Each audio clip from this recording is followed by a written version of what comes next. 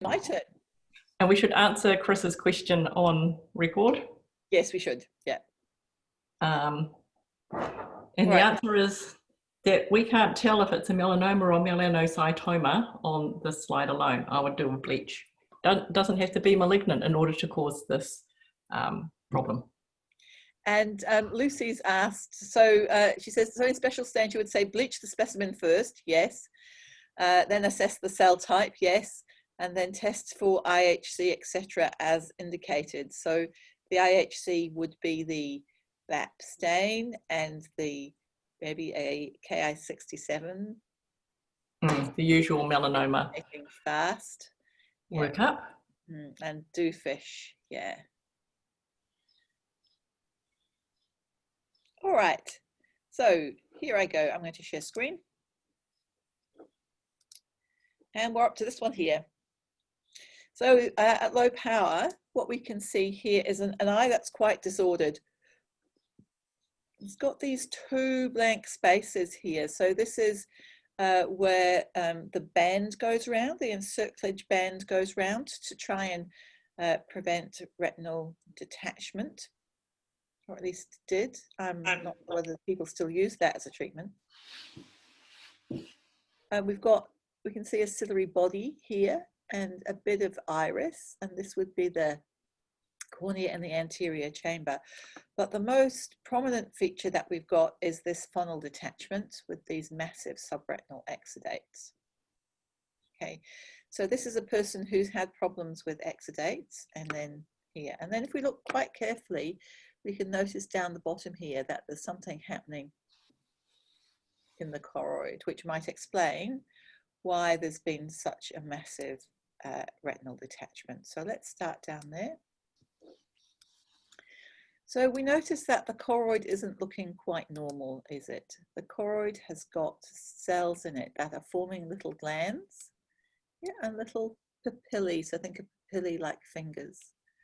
So this looks like a metastatic adenocarcinoma. We can see that the cells are often quite pleomorphic and hyperchromatic.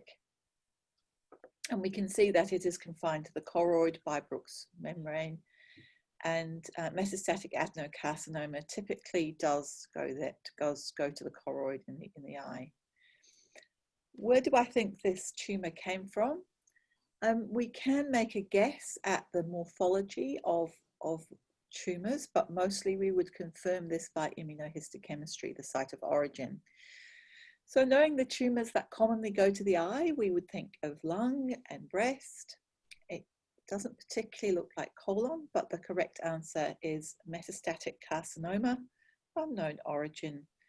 Immunohistochemistry would be required. And I would do a series of cytokeratins and other specific markers to try and work out where this tumor had metastasized from, or I would make a delve into the clinical records if the clinician hadn't told me, and work out from the clinical records where the primary tumor was, and that would help guide my investigation. Now this tumor would be associated with numerous leaky vessels. This tumor would be producing a ton of VEGF, and it's likely those leaky vessels would cause this massive funnel detachment. Now we can see the detachment's been going for a bit of a while, and because we do have some gliosis, we've got the outer nuclear layer, the inner nuclear layer, the ganglion cell layer. We've got lots of edema here in the retinal fiber layer, and probably a bit of gliosis starting to happen. The optic nerve at the back isn't particularly well seen as we move forward. We can see the front of the eye is a bit disorganized. The lens has gone. We notice by this ciliary body here, we've got an adenoma of the non-pigmented ciliary epithelium, the Fuchs adenoma. And then we've got an anterior chamber which is filled with blood. So this is blood, and this is serum here. You can see the difference between the blood and the exudate. The exudate is smooth and pinker, and the blood is granular and darker red, and we can see the little red cells in it. We notice that the front of the iris is really flat, So there may well have been some neovascularization, and in fact here we've got a neovascular membrane and fibrosis, which is attaching this iris remnant through to the back side of the cornea, essentially obliterating the anterior chamber. Moving over to the other side here, we can see a wound. I know it's a wound, it's got suture material left over in it, and it's got some fibrosis going all the way through. So maybe there was I don't know, a previous lens extraction, we don't know. Looking here, we've got Descemet's membrane coming through here, and so we know that this is filling up the anterior chamber between the detached retina with a whole lot of fibrosis.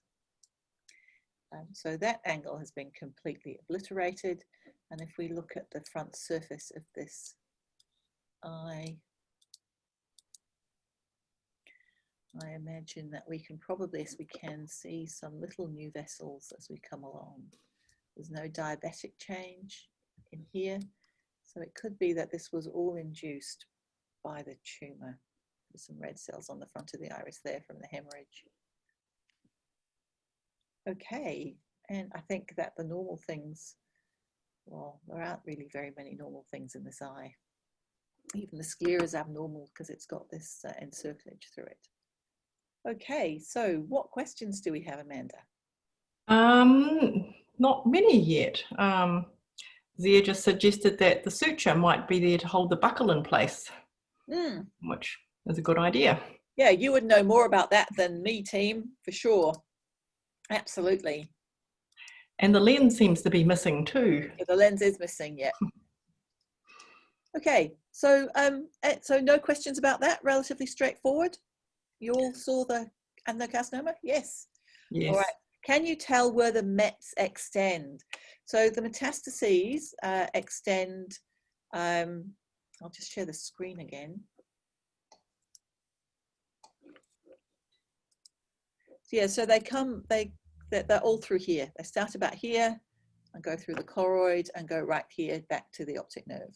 So just about that whole half of the eye. Choroid. So Diane, I thought that cancer was like really dark blue. Why isn't it? Yeah, this has lost a bit of its blue stain, unfortunately. This again is from the 1970s and has lost its blue stain. Yeah. What was the mitosis there? So yeah, so that's why it's not very baso. It's old and it's faded, but you shouldn't have those glandular shapes in a choroid at all. So yeah, it seems a kind of strange clinical course to like vascular retinal detachment that has a choroidal lung cancer in it. It does. It just seems a maybe. So what did the clinical info say on this? I'll just check. Patient presented. I think the buckle was historic from pre. Yeah, so that's what I wondered. Yeah. Maybe it's an old buckled retinal detachment eye that now has a tumour in it. Yeah. The patient was also suffering from corneal decompensation following a lens extraction. They might have not realised that that was the cause of the retinal detachment. Well, it's stage 4 cancer. One would hope that you would know that she'd had cancer elsewhere. Yes. I'm just seeing if I've got any further info on it, but no, I don't. No. But that is true. It might not have been known that that was the cause of the retinal detachment. Yeah. Okay, next slide. Oh, it's me again. Okay. Yeah. I'm just loading. Oh, you've got another tumour. Oh dear. Oh, goodness. It's like a it's like a YouTube video. I think I've seen this before. Oh no, maybe it's not another tumour. Oh, sorry, it is, isn't it? Yeah, yeah. Looks like a tumour. So. Yeah, it is a tumour, yeah. Enucleated globe, pupil optic nerve section. In the posterior part of the globe, there is a mass with a dome shape occupying, looks like from the oris arata to the edge of the optic disc. Size, approximately 10 millimeters by about, because a globe is about 20 millimeters.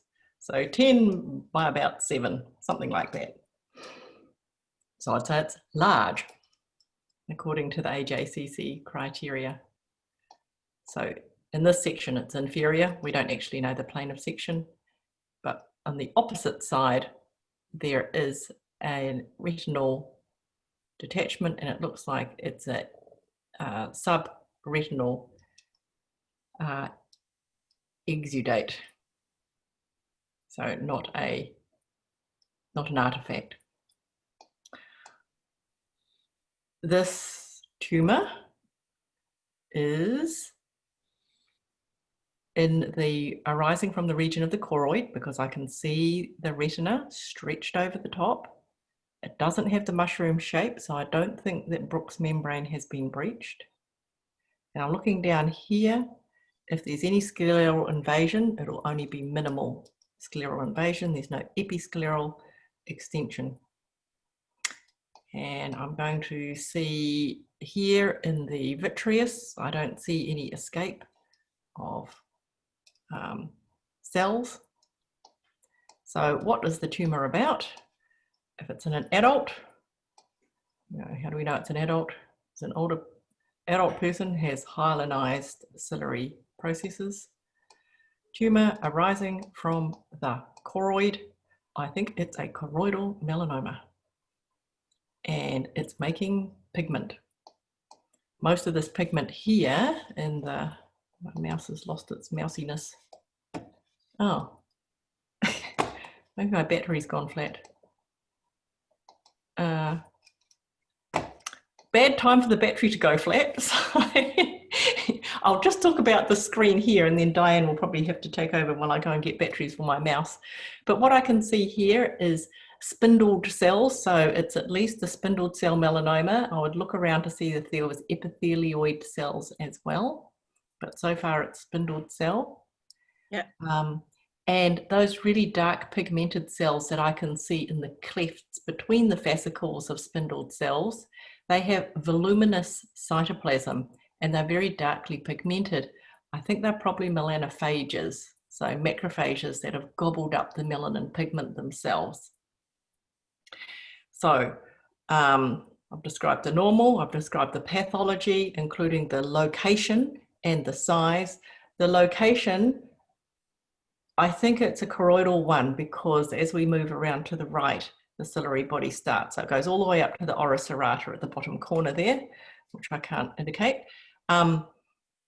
So location is part of the prognostic factors. If it's not involving the ciliary body, it's of a better prognostic, but the size is large, so that's poorer prognostic.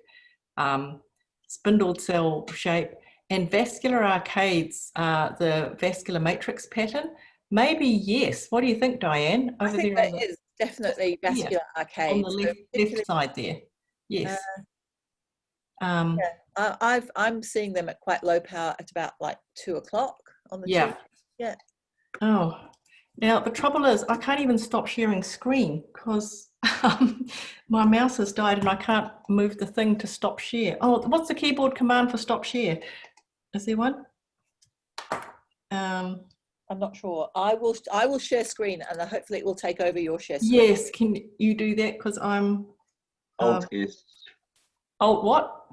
Alt S for September. Alt S. Stop share. Doesn't want to do it. I'm stuck. Up arrow command S. Up arrow. Oh, this is I'm on a Windows PC. Control S, Alt S, Control S, Shift S.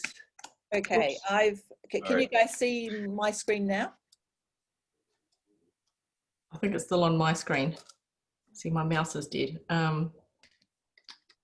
We can choose Diane's screen.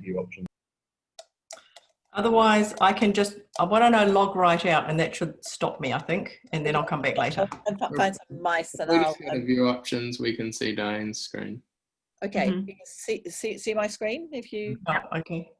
Okay. I'll go and fix my problem. All right. So yeah, so it's a melanoma. We've talked about what kind it is, how big it is. It doesn't involve the optic nerve. It doesn't appear to show vascular or perineural invasion. It doesn't involve the ciliary body. The lens looks abnormal to me. It's really big, and we've got the globule and cleft formation that we get in cataract. The lens is pushing forward the iris here, though the angles are open, and there is some pink exudate in the anterior chamber. So let's have a look what that is. It's got some little blobs that were probably blood in it originally. The angle is open. This angle is closed by the lens, pushing forward the iris. So I think that we've got a melanoma as the primary pathology, and then an abnormal large lens, which is closing the angle on this side. Is there any other comments that people would like to make? We've got a nice So there on the exudate, just on the other side of the tumor, there was an island of cells which we didn't know what it was. So here? No, within the exudate. Within the exudate. Yeah, just there where your mouth is. Here? Just subretinal. On the other side. On the other, sorry, on the other side. There, yeah. Oh, here. Okay. All right. All right. Yeah. All right. So, what guesses did you make? There's two things they could be, isn't it? Because they've got pigment in them. They could be macrophages with pigment in them, or they could be tumor cells. Yeah. Yeah. Yeah. And the fact that they've got all this foamy cytoplasm, right, around nuclei that kind of look like a footprint. Remember, Amanda told you last week that macrophages have like walking in the sand with sand shoes on type nuclei. So the nuclei are sand shoe shaped, and they've got lots of foamy cytoplasm. So these are macrophages. Thank you. Sorry, Okay. I'm not sure that the optic nerve's not involved because it looks like it abuts the optic nerve. It does abut the optic nerve here. I can see it kind of, so it's still confined by Brooks membrane. Here we go around here, Brooks membrane. Yeah, and then it just like doesn't really go into it. It's quite separate from it, I think. I think it's okay. It doesn't go into the nerve fiber layer. It doesn't go into the prelaminar space. I think it's okay.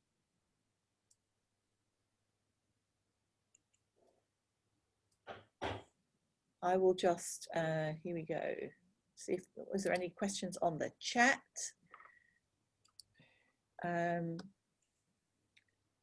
Sizing of the tumor, what do we use as a reference? I know that the whole globe is generally about 25 millimeters in size.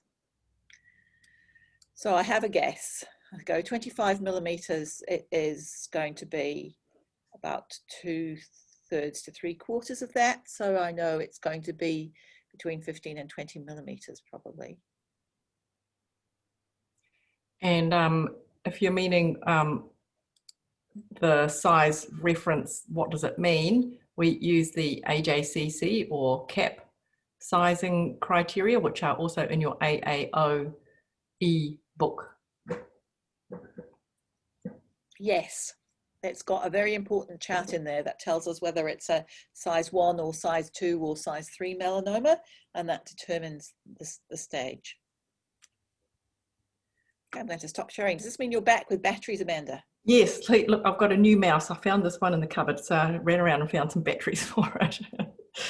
So I'm back. Good. Okay.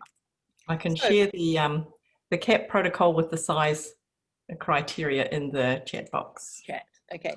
So now we are on to the next one, which is going to be me. Here we go.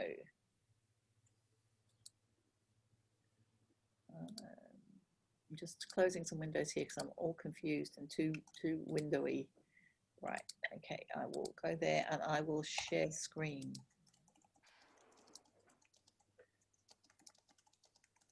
Good, so you can see the run now, and then I'm going to click on Path Presenter and go there. So the story with this eye was that the patient developed a white pupil reflex and they thought it was retinoblastoma, and the eye came out. So low power view tells a good story. We have anterior chamber looking fairly normal. I think that's a fold.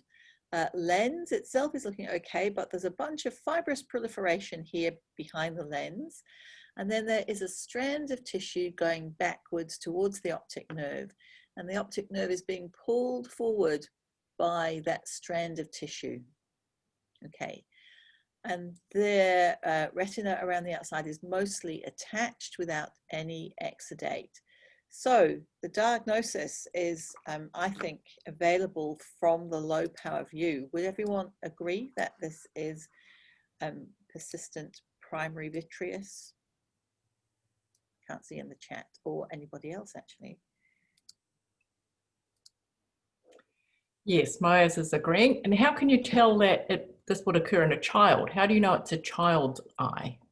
Yeah, how do we know this is a child's eye? So sometimes you can tell from the lens, but it's actually really hard to tell unless you use the soft signs. Like, look here, where's the hyalinized change in this ciliary body here? Doesn't have any. No, you could probably tell from the history, because if someone was taking an eye out for query retinoblastoma in an adult, you would be a bit concerned about their clinical practice. The ciliary body processes. So Chris, how do you tell this is a child from the ciliary body processes? I don't know. Do you know, Amanda? I think is you referring to the hyalinization? Oh, hyalinization here, yeah. Okay. Yeah. Of the basement membrane of the ciliary body processes. So why is the optic nerve able to be pulled forward? Well, probably because the lamina cribrosa hasn't formed properly in this child, and this kind of like almost posterior staphyloma thing where the gliotic retina is slipping back beside, sorry, the retina is slipping back beside the optic nerve here. I don't know quite what else to say about this eye, because again, we never get these. Does anyone, does anyone else have any comments? We could look at the fibrous tissue here that's happening at the posterior lens, and it just looks like normal blood vessels and little fibrous cells. Do you, so I've got a couple of questions. At what age does hyalinization occur? I think in people's 20s, you first see it. Do you see fibroblasts in the retrolenticular plaque? So yes, these wavy cells here, these are the fibroblasts here, these cells here. Is there a cataract posterior and subcapsular? So posterior subcapsular cataract, we've got to find the capsule first. Here's the capsule. Yes, there is a good capsule. I can't see a posterior subcapsular cataract. I think all this fibrous tissue is extracapsular, because we can see the fibrous capsule, sorry, the capsular basement membrane coming along here. Is this a normal lens for a child? The staining looks a bit strange. The staining is a bit strange. It's a bit bluey colored. We can see a good cortical nuclear separation, and I think it probably is fairly normal for a child. It's just stained a bit funny. Is that including, why does the anterior part look different from the posterior part? Why is it all red in the posterior with splits and things? Yeah, I think that when people cut this, because the lens is such a different texture to the rest of the eye, it's really, really hard to cut, and this is a cutting out effect. Mm. Yeah, they are really hard. They pop out all the time. Yeah. Okay. So a nice straightforward one that you as clinicians will be able to answer well. I hope you spotted the optic nerve being pulled forward. I suspect you'll be able to see quite a lot of this clinically, which gives you a big advantage in answering questions. Are we done? Stop share? Okay. Okay, moving right along. All right, I'll give this one a go. Might need some help on this one, Diane. Okay, I think so. We're up to number 10, aren't we? Yes. Okay.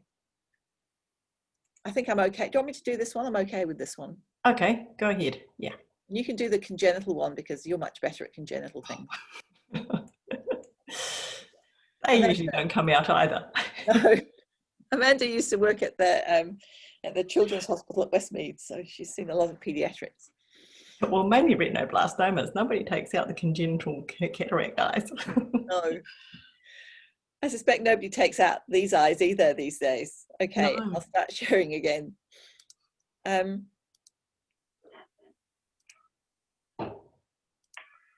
Right, so as we see this eye, what we have, I think I've shown you this one briefly before. We've got an eye, and the low power view shows at first this large mass in the sclera. Okay.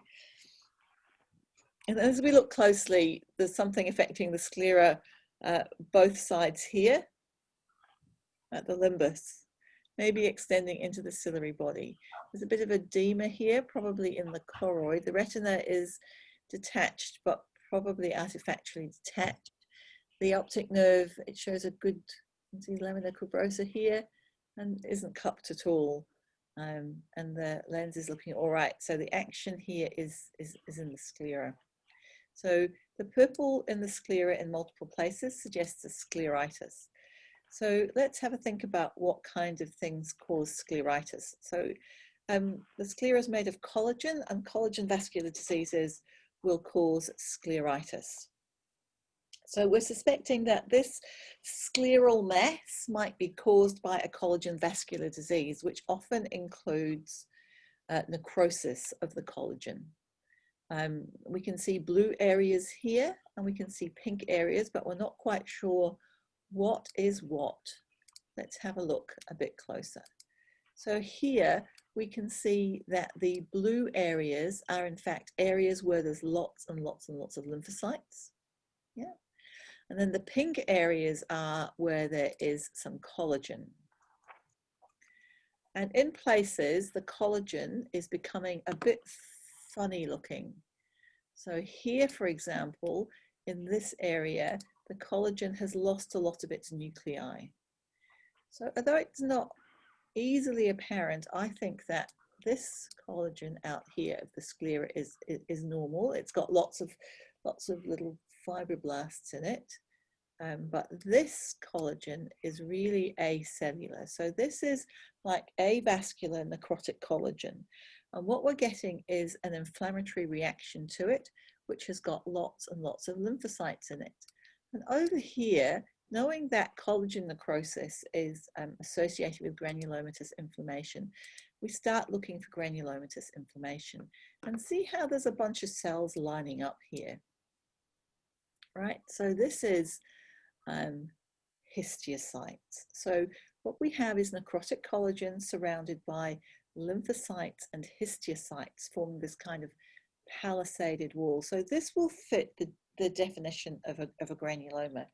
So this is the granuloma that is found in collagen vascular disease. Remember the other day we talked about the definition of a granuloma being a collection of epithelioid histiocytes. Yes, that meets that definition. The histiocytes are producing cytokines that drive a lymphocytic reaction and can be associated with macrophages, the other part of the life cycle of the histiocytes. In necrotizing granulomas, we discussed that there was caseating granulomas, granulomas with neutrophils associated with fungi, and also with I'm just gone a bit blank there, and then collagen vascular granulomas, which are associated with collagen necrosis. So this is the third kind of necrotic granuloma that we see. And the non-necrotizing granulomas are associated with sarcoid, foreign body, and things, systemic diseases like Crohn's disease. And that little presentation is still in the folder. So what we have is an eye in which there is a granulomatous scleritis. Sometimes the term brawny scleritis is attached to this if it's thick and red. And this might be a brawny scleritis, though that is a clinical term. We've got a nice ocular muscle out this side. Let's take some time to have a look at what's happening here. There's some spaces between it, which are probably edema, and there's some lymphocytes associated with vessels, but I can't see any vasculitis. It's really hard to spot vasculitis in these inflammatory masses. Moving around here, I'm a bit worried about this bit of sclera because it's really, really thin. So we've had a loss of a large amount of sclera because of the necrosis. We can see here again some necrotic areas and some lymphocytes associated with it. Moving more anteriorly, okay, more of the same in the sclera, right up to the ciliary body, and here we've got perhaps a few extra inflammatory cells at the iris root. So knowing what we know about rheumatoid disease, we become a bit worried that there is an early uveitis starting to form. I think that the cornea shows normal clefting, normal endothelial cells, and that's a normal bit. Angles are open. Over here, we've got more collagen vascular type necrosis. Is there a posterior uveitis? Probably not. So there might be a mild anterior uveitis, but not a posterior uveitis. Moving right around, just checking things out. Here the optic nerve looks okay. And I think that's it. So in summary, we've got collagen vascular disease with a granulomatous reaction to necrotic collagen. Could well be due to rheumatoid eye disease, and we've got some perhaps early anterior uveitis here. Alrighty, I'm up for questions. Here we go. Chris has got a good question. Struggling to identify the necrotic tissue. Yeah, look, it's just a big mess in there, eh? It's hard to identify. So you look for collagen without cells in it, all right? So, and this is one big long granuloma, okay? So this is granuloma around here, and this is the necrotic collagen here without cells in it. This part here, it's all been taken over by the inflammation. There's just a ton of it. So the necrotic collagen is now being completely taken over by the inflammatory cells. It used to be in here. There might be a bit of it left here. So yes, we do struggle to identify the necrotic collagen when the inflammation is this advanced. Juliana's asking, is the necrosis typically eosinophilic or basophilic? So in necrotic collagen, the dead bit is eosinophilic, but the lymphocytic reaction to it is basophilic. So if it's all been chopped up and destroyed by lymphocytes, and there's lots of lymphocytes, it's blue. And then this interesting little pink line here, that is eosinophilic, and those are histiocytes. So here we've got pink, blue, pink as we go through necrotic collagen, lymphocytes, and palisaded histiocytes. Because remember, in our necrotic tumours, some of those uveal melanomas, also the necrotic cells were also pink coloured because they're losing their nuclear detail. That's right. Good point. And what are the cystic changes / spaces? You mean these slit-like spaces, Juliana? Do you want to? Oh no, just around the basophilic areas. There's like lots of little spaces. Yeah. I actually think that some of this will be maybe edema, but places like this is where it's kind of pulled apart when it's being cut as well. So it's a mixture of edema for the round bits, I think. Yeah, and maybe the slit-like things where the tissue's pulled apart when it's being cut. How can you tell it's the round bits are not fat? Yeah, that's a really good question. Because where are we? We're on the episclera, aren't we, or the intrasclera? Yeah, we're in the sclera. There's no natural fat there, but there shouldn't be fat there. Yeah. But there's no foamy macrophages filled with fat either. Mm-hmm. Yeah. And what about the cornea? Yeah, the cornea. Is there peripheral ulcerative keratitis? I didn't think so, eh? So we can see that the cornea begins here, yeah, and ends here. And so an ulcer implies that there is damage to the anterior epithelium. That's how we get ulceration. And as I go along, nothing, no ulceration, just. Yeah, I said my landmark's a bit mixed up. I was looking at that inferior change, but yeah. Okay, so yeah, so I don't see that. So if we had something like, you know, ulcerative keratitis, you would see an ulcer, and if you had like corneal melt, you would see thinning of the stroma, and again this loss of nuclei plus blue lymphocytes going in there. Do you think the area you're looking at before with the inferiorly on the cornea, there's sort of hypertrophy and epithelium? Maybe it was previously. If we think the cornea ends here, which it probably does, there's a bunch of inflammation coming in here. You're right, with epithelial hypertrophy. Yeah, you're right. As I was zooming along, I was thinking, what's Decimates doing coming back here? But you're right. This is the edge of the cornea here, and it's kind of like the episcleritis has crawled onto it, bringing together epithelium. I wonder if almost like a, you know, pterygium type crawl on. Is it pannus? Can you tell me what you understand by pannus? Because I've got If various. it had like an old episode of peripheral ulcerative keratitis, they could have had like a growth over it. I like guess that sounds very reasonable. Yeah, very. Pannus is like blood vessels and fibrovascular tissue growing onto the cornea. Right. Okay. So yes, we do have blood vessels and hypervascular tissue growing onto the cornea for sure.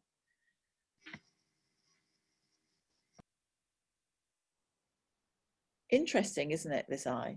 Again, a very rare specimen.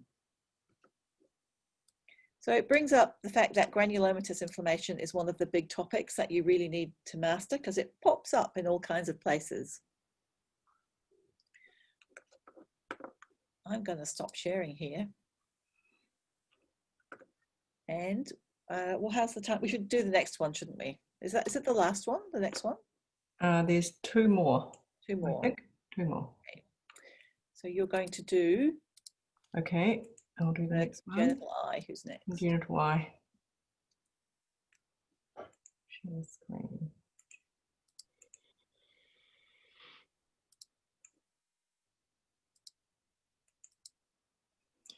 A very curious shaped eye. So, all right, we have it's a enucleated globe, pupil optic nerve section, no tumor. Starting from the front, I see a very strange looking lens, which seems to come in two parts. And when I looked at the reference material for this slide, here's my zooming.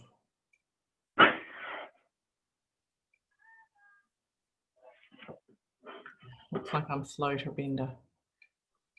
Okay. So it does look like the density of a type of lens material, but it's in two parts on either side. And the description in the reference material was a Sommering's ring cataract. Now, does this mean something to you clinically, Sommering's ring? Perhaps you'd like to help explain that to me, because this is not a sort of thing we usually see pathologically. Like retained cortical material following cataract removal that persists. Can that occur congenitally though? Because this is a congenital eye and the baby would have been born like this.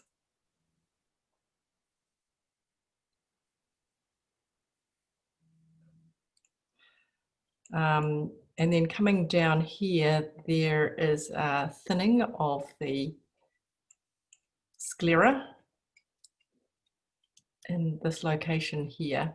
So This looks like a staphyloma in this region, adjacent to the limbus.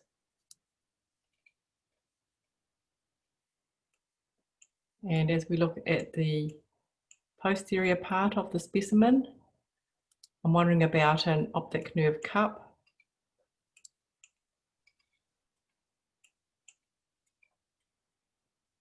As I'm trying to render closely in.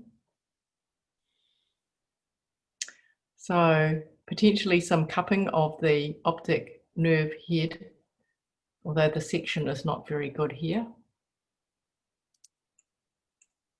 And then we should look for other features in other structures. Any questions or any comments at this stage, Diane? No, I think that this we should definitely go on and look for some abnormal structures, particularly around the angles. And yeah, has anyone got a name for this anomaly? No, there wasn't a proffered name with the slide.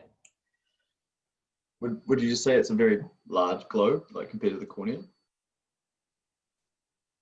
Oh, the size of the globe? Yeah. Like a Like ophthalmology yeah. type of situation? I think it probably is, particularly that staphyloma. It's large and floppy looking. Mm.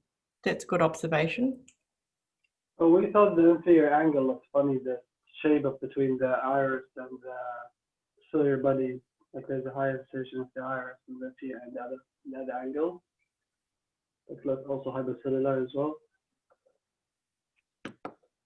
Okay, so as we're looking at this iris here, coming into the angle, trabecular meshwork would be here.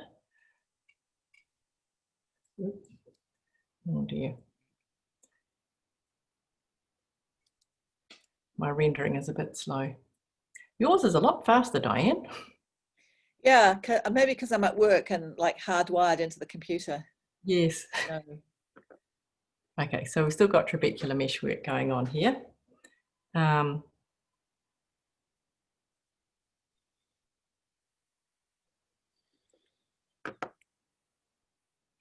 This is this smooth muscle of the ciliary body.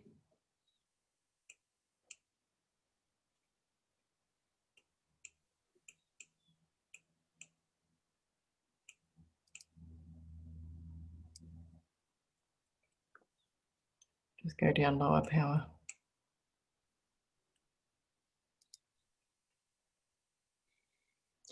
This probably looks distorted because of the staphyloma adjacent to it.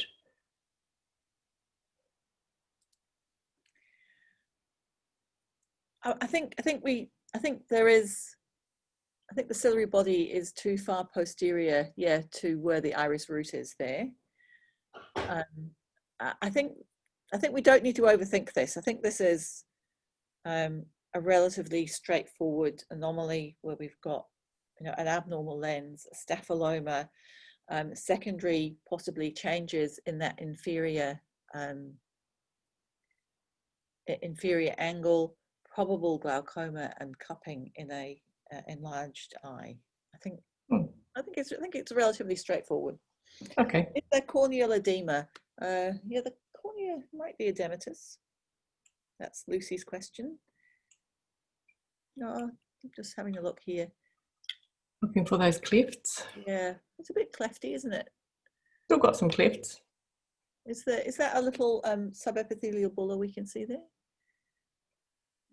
Up here. A bit further down. Oh, down here. Yeah, well, there's that slit-like white space underneath the epithelium. Oh, I've got this new mouse and it's run away with me. Yeah, runaway mine's mouse. sensitive too. So the answer is Okay, maybe so a little bit of corneal edema there. And yeah, I so noticed that Desirmee's membrane, that looks real. Yeah. Yes, it's above Bowman's, right? Yeah. And if you just go down to Desirmee's and then head inferiorly.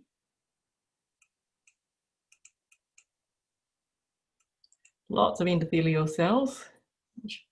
Yeah. Unlike adults. Yeah, that's it. We're just coming up to a couple of bumps in Descemet's membrane here. I think next week I'll probably have to do it from the office, so I've got better internet.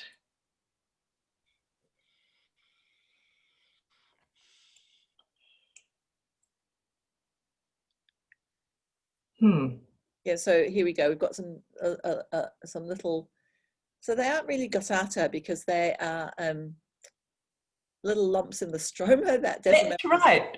So it's very curious. I don't know what's happening there. I think this is Habstrea. Habstrea. They could. Let's look up Habstrea. I thought Habstrea were actually lumps in actual Descemet's.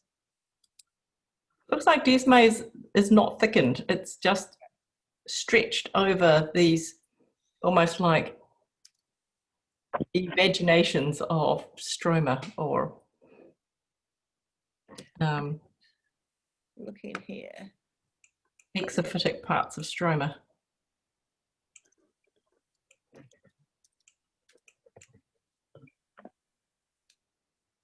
Yeah, so thickened, curled Descemet's. So I don't think they are. No, it doesn't.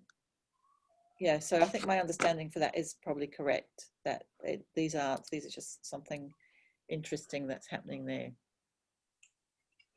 Okay, so a congenital glaucoma. All right. Or And the last one we're going to finish off is another congenital glaucoma. And then we can move on to what happens next. All right, so I will share my screen now.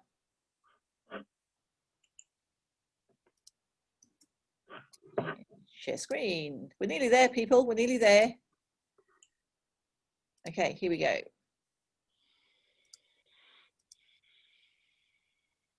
All right. So we do have a large ophthalmic eye here. Looking at low power, the cup, what an amazing cup. We've probably got maybe the lamina cribrosa back here, and then this straight optic nerve. Looking around here, the sclera is thin, but okay. And the iris is, sorry, not the iris, the retina is thinned, particularly around here, but still mostly attached. And we come anteriorly, and there's a very abnormal looking angle here, ciliary body, iris, and the cornea is also blown out a bit. And then we've got, again, probably some abnormalities here, and the lens is absent. Moving around the other side, sclera is quite thin. Got a little bit of cystoid edema here in the retina, and the rest of it looks okay. So I think that this is another congenital glaucoma, and the lens could have been intact when it was in the person. So here we've got an angle, and it's always hard to see things that are missing, but I reckon the trabecular meshwork is missing here. And because here's the scleral spur, and there is really no trabecular meshwork. And the iris kind of abnormally comes off the scleral spur.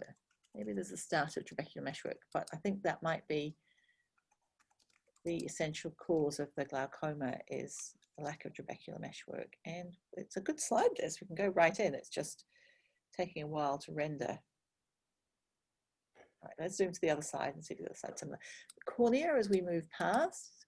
So is the cornea edematous? Yes, the answer is yes. Come on, slide, render. You remember how you said it was a really good connection at my end? Maybe the problem at the AAO end. Maybe, yes. They were both AAO slides. So we've got a little subepithelial bleb here, and I think there is some loss of the corneal striae. Here we go. We can actually just see it from this power here, so the cornea is edematous. Looking around here at Descemet's as we move along. Oh, I'm sorry, my mouse is really sensitive as well. Come on, we can do this. We can do this together, mouse. You and I can do it. Why does the cornea like different thicknesses?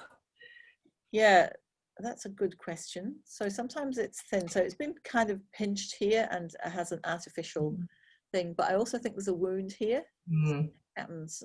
There's been someone go in and try and sort out this cornea. Now, normally the cornea would end about here, wouldn't it? So this should be at the corneal edge. But if we go closer here, we actually have Descemet's membrane continuing way back here over tissue that looks like it's scleral tissue. This looks more sclerally to me. It's not as well organized.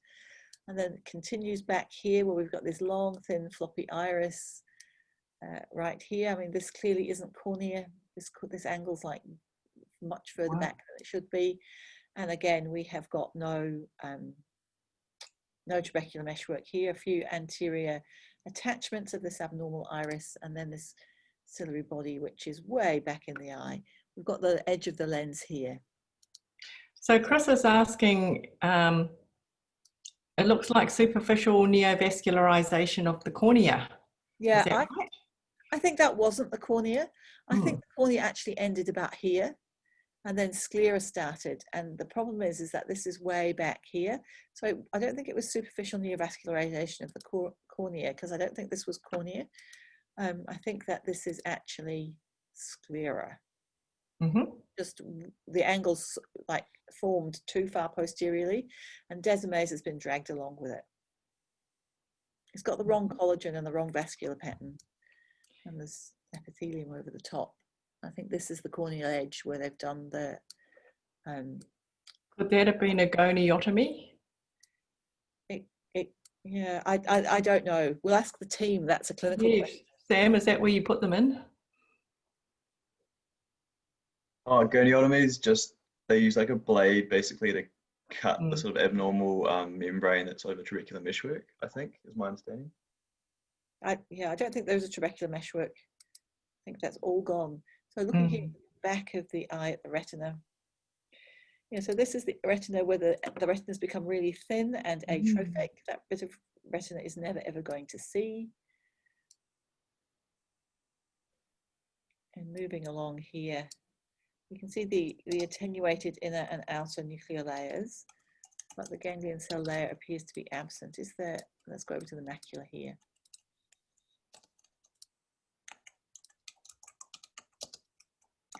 Yeah, I think that there is no ganglion cells here, even in the macula. Oh, it's all gone black. I'm going to stop sharing anyway. There we go. Is the choroid absent? I think the choroid was present. Could you show us again where the edema is? Do you want to see where the edema is still in the front of the eye? Okay, let's go back to it. And it's kind of the opposite of what you'd expect, corneal edema, right? Because the cornea normally has stromal clefts in it, but the stromal clefts that we see are artifacts. Yeah, so this is the corneal edema where so normally there are clefts, but we have lost the clefts. Plus there's these quite large subepithelial blebs. So that's where the corneal edema is. I don't think you're sharing your screen anymore. Oh, I'm not showing the screen. This is a problem. Thank you for letting me know.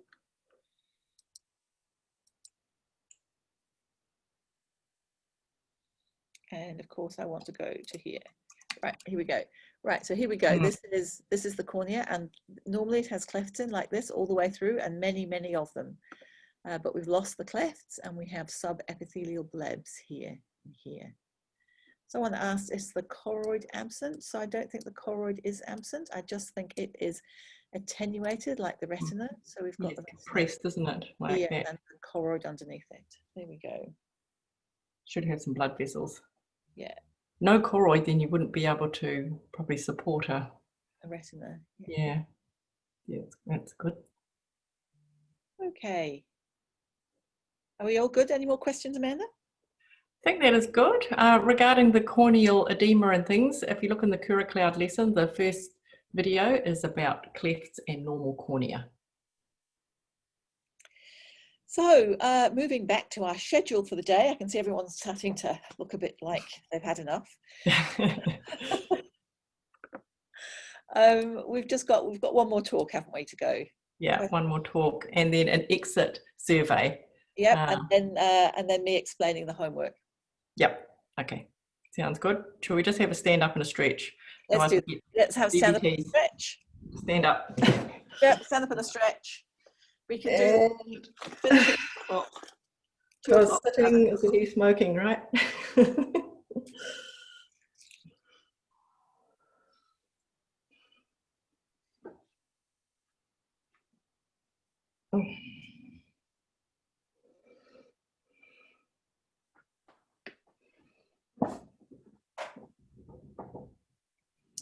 Good.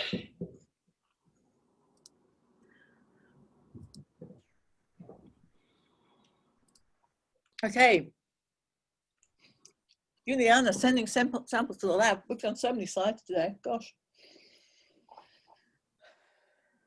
Diane, do you want to pause the recording and start again? Yeah, that's Just a good idea. to help us.